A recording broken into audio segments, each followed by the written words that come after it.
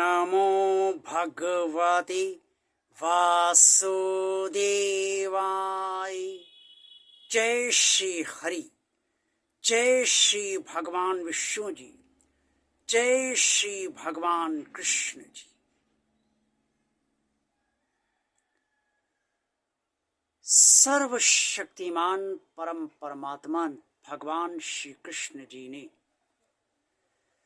कुरुक्षेत्र के मैदान में भगवान श्री कृष्ण जी ने अर्जुन को समस्त ज्ञान देते हुए ये स्पष्ट तौर पर बताया और समझाया कि कब मनुष्य ये माने कि परमात्मा उसके साथ आ चुका है और परमात्मा में वो समाहित हो चुका है, परमात्मा उसके साथ स्थित हो चुका है।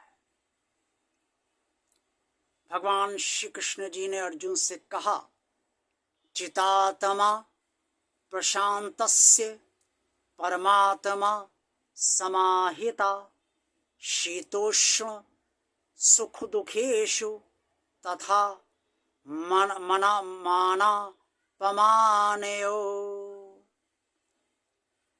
श्रीमद् भगवद गीता के अध्याय 6 श्लोक 7 में ये स्पष्ट तौर पर वर्णित है, जो मैंने अभी आपके समक्ष उच्चारण किया है। भगवान श्री कृष्ण जी ने अर्जुन को स्पष्ट तौर पर ये समझाया कि जिस मनुष्य के अंतःकरण की प्रवृत्तियां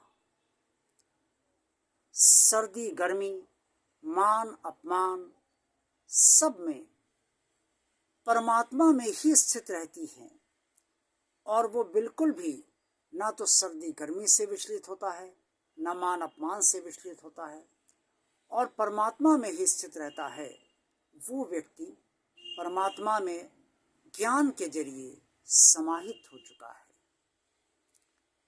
और परमात्मा उसमें स्थित है, वो परमात्मा में स्थित है। अंतकरण की प्रवृत्तियां क्या हैं? अंतकरण की प्रवृत्तियां जो होती हैं उसी के अनुसार हम सब सोचते हैं, समझते हैं, निर्णय लेते हैं और कार्य करते हैं। अंतकरण की प्रवृत्तियां सतोगुणी भी होती हैं, रजोगुणी भी होती हैं और तमोगुणी भी होती हैं। इस बारे में आप सब इतना वीडियो देख चुके हैं तो ये समझ ही चुके होंगे कि सतोगुणी प्रवृत्तियां क्या होती हैं, रजोगुणी प्रवृत्तियां क्या होती हैं और तमोगुणी प्रवृत्तियां क्या होती हैं। ये जितनी भी प्रकार की प्रवृत्तियां होती हैं, इन्हीं से हमें मान अपमान का अनुभव होता है, एहसास होता है और सर्दी और गर्मी का भी एहसास होता है। जब सर्दी बहुत बढ़ जाती है तो हम कहते हैं उफ बहुत जाड़ा पड़ा है। गर्मी बहुत बढ़ जाती है तो हम सोचते हैं उफ बहुत गर्मी है, बर्दाश्त नहीं हो रही। मौसम प्रकृति के बनाए हुए हैं और ये प्रकृति भगवान ने बनाई है, तो हर मौसम में मनुष्य विचलित ना हो और उसे ये मान कर सहन करे कि ये तो सब परमात्मा ने ही रचा है, मुझे भी परमात्मा ने ही बनाया है, इससे जो परमात्मा ने रचा है मैं भी परमात्मा का ही हूँ, परमात्मा के द्वारा रचा गया हूँ, तो इससे क्या विचलित होना। सतोगुण जब मान होता है या अपमान होता है तो ना तो मान से बहुत ज़्यादा खुश होता है और ना अपमान से बहुत ज़्यादा विचलित होता है या क्रोधित होता है। रजोगुण कामना बलवती होती है और उससे मनुष्य कामना को पूर्ण करने के लिए प्रयत्नशील होता है और अपनी इच्छा को पूर्ण करने के लिए अपने मन अनुकूल फल चाहता है। इसी से हमारे भीतर विचलन भी होता है जब इच्छा पूर्ण नहीं होती है हमारी और फल मनोनुकूल प्राप्त नहीं होता है। और जिन लोगों को हमसे ज़्यादा समृद्धशाली हैं उनके समृद्ध देखकर हमें ईर्ष्या भी होती, जलन भी होती है। ये सब रजोगुण की निशानियां हैं। और तमोगुण जहाँ क्रोध ही क्रोध है, ज्ञान है ही नहीं, अज्ञान है और आलस है, अच्छे कर्म नहीं करना है, बुरे कर्म में ही प्रवृत्ति लगी हुई है, दूसरे का अच्छा नहीं सोचना, बुराई बुरा सोचना, ये सब तमोगुण ही है। तो ये तीनों प्रकार की जो प्रवृत्तियां हमारी अंतःकरण की हैं, उन प्रवृत्तियों में जो परमात्मा में स्थित हो चुका है वो इन प्रवृत्तियों से बंधता नहीं है, इससे अलग हो जाता है और इसीलिए वो तटस्थ हो जाता है। चाहे मान हो या अपमान हो, सर्दी हो या गर्मी हो, जीवन अच्छा चल रहा है तो ठीक, नहीं अच्छा चल रहा है तो ठीक, तटस्थता की स्थिति आ जाती है। और ये तटस्थता की स्थिति इसलिए आती है कि मनुष्य को हर समय उसकी बुद्धि यही लगी रहती है परमात्मा में, हर समय उसका मन परमात्मा में यही लगा रहता है कि परमात्मा जो कर रहा है वही तो मुझे मिल रहा है,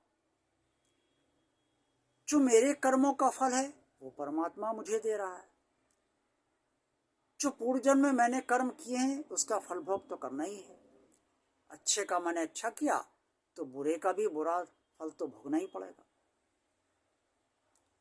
अगर सम्मान मिल रहा है तो परमात्मा ने दिलवाया है तो मिल रहा है, अपमान मिल रहा है तो मनुष्य कर रहा है, और मनुष्य से क्या मान की आशा करना, सम्मान की आशा करना।